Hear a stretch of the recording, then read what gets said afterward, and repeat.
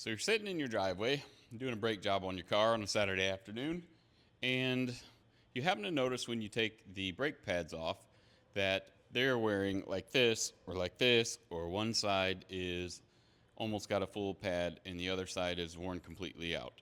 I'm going to show you what is usually the problem.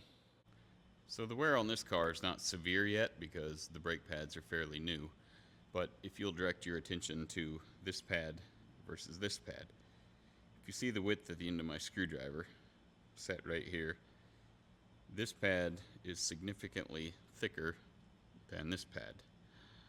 This one is down to maybe 3/8 of an inch. This one's nearly a half an inch. So what's going on is this pad here is wearing and this one is really not. So what's the cause for that? Sometimes you'll take them off and you'll have a ton of pad here and it'll be worn down to nothing here, and usually the same on this side, like almost like the rotors in there crooked. 9 times out of 10 your problem is these guys are supposed to move in and out, spin freely, and articulate, and pretty much keep the caliper centered on the rotor as your pads wear. If these are stuck and they don't do that, your caliper is pretty much stuck in one spot on this bracket and it cannot move. What that causes is one of your pads will move and the other one will not. So every time you do a brake job, you need to check these. Even if the pads look good, you always need to make sure that these will spin. These guys are stuck. They will not move. There's a bolt that goes down in here, a pin if you will, and there should be grease in there. Usually either these boots will tear or moisture will get in there and these things will freeze up. These are pretty well froze, so I'm going to show you how to unstick them. It's the easiest way to get these out is to pull the rotor and stuff off and just flip the caliper bracket around backwards so you can kind of keep it locked down. I didn't tighten these, usually don't have to. And then I just got a wrench. Sometimes you can use crescent wrench or whatever. Most of the time these are not seized up so bad that you can't reuse them. Sometimes they are. I have not tried to get these off yet. Okay, this one's moving already. Typically it doesn't take much. I'm gonna try this one.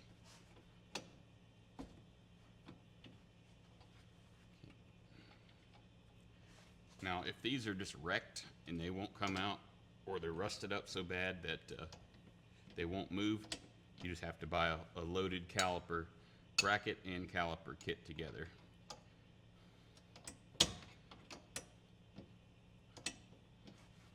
If they're stubborn, you can peel this boot back and shoot a little penetrating oil in there, which is what I'm going to do on this one. Now this boot is not torn, so I'm going to try to very carefully pry it out. It's got like a little nipple that slips up in there. Okay, so there's the pin. So I'm going to fill it with penetrating oil and walk away for a short period of time. Just let it work.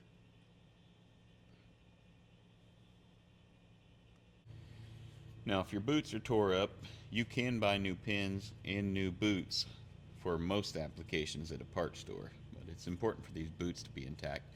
And I should also tell you that sometimes these are splined to the inside of these, so you can't make circles out of it. You can just wiggle them a little bit.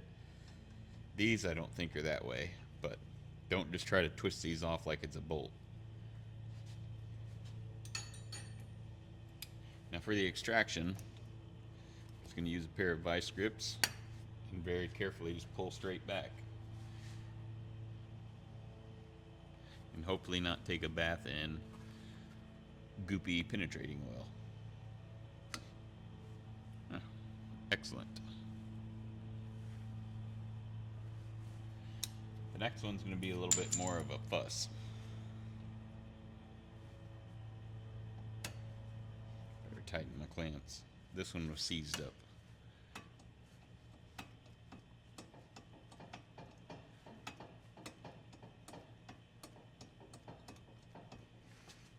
She's coming. I think we're about to get it.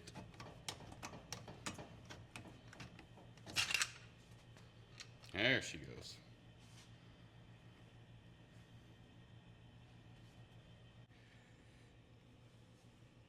The next step is going to be to spray these down with brake clean, take the rubber boots off, and then spray these out with brake clean and see what we're working with. Usually just very light abrasive fine sandpaper or a wire wheel works just as well. Clean them up. So we're just going to clean these up real quick. Well, I've cleaned these out real good. Stuffed a paper towel up in there and a little piece of emery cloth on a pencil. Cleaned those out, sprayed them out with brake clean, got them super clean. And also got these pretty well clean. All the surface rust off, and this was just some sandpaper. So now I'm going to go ahead and put me some lubricant on here. You can use grease or whatever. I'm going to just use anti-seize. So I'm just going to put a bunch of that on there.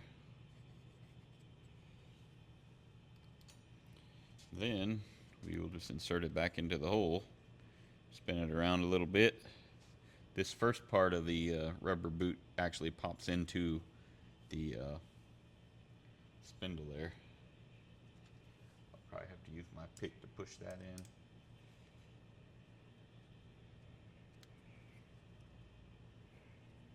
And like I said, they sell these at the part stores a lot of times for more common applications.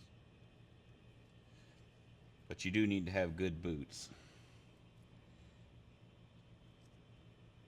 There she goes.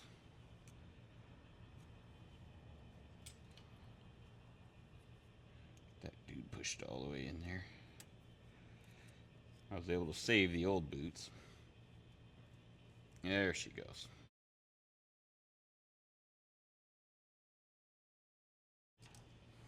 All right then. That is what we want. Nice smooth movement.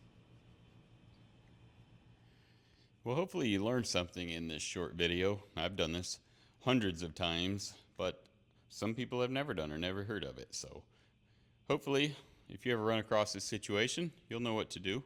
Thank you for watching, and hope to see you around again.